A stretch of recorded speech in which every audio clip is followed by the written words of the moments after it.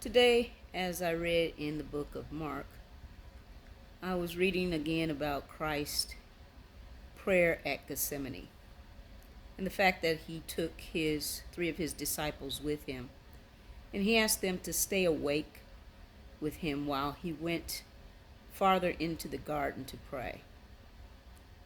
A prayer that he prayed with a great burden, knowing that he was about to face crucifixion, asking the Father, if you would, Lord, take this cup from me, but not my will, your will be done.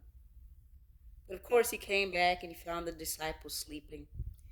And he tells them in Mark 14 and 38, speaking to Simon Peter, and this is from the Passion translation of the Bible. He says, keep alert and pray that you will be spared from this time of testing. And we are in a world today where tests come, and it seems like they come sometimes moment after moment. But Christ implores us here, and what he's saying to Peter is, if we would stay alert, in other words, if we would stay active and not dormant. And I think when I think about active, I'm a big Star Trek fan, and I think about Data. Data's the android, and Data can be deactivated by simply turning off a button. He's a phenomenal piece of machinery, but at the end of the day, he's not active unless he's turned on.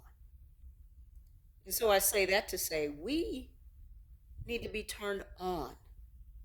We need to wake up looking for the light of Jesus Christ, thanking God for allowing us to be active in this day, to be activated, to move, to know that we have a job, a purpose, an assignment that God has placed us on.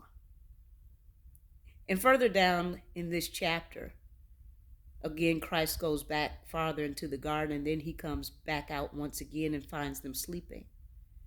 And this time he says in verse 41, and this was after Jesus had prayed for a third time, he says, do you plan on sleeping and resting indefinitely? It's so easy for us to check out because the world gets hard. Things are difficult. We don't always have the answers.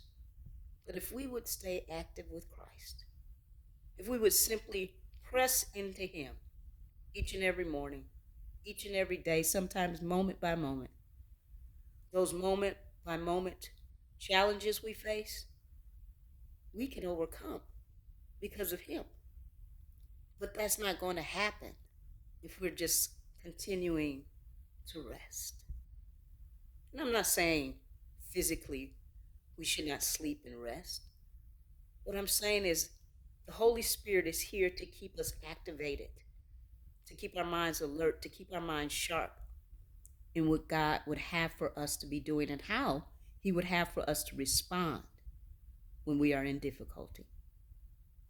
So as Christ implored Peter and the disciples, I implore you today, keep alert and pray, because that is how we will be able to overcome every challenge and have victory in Jesus Christ.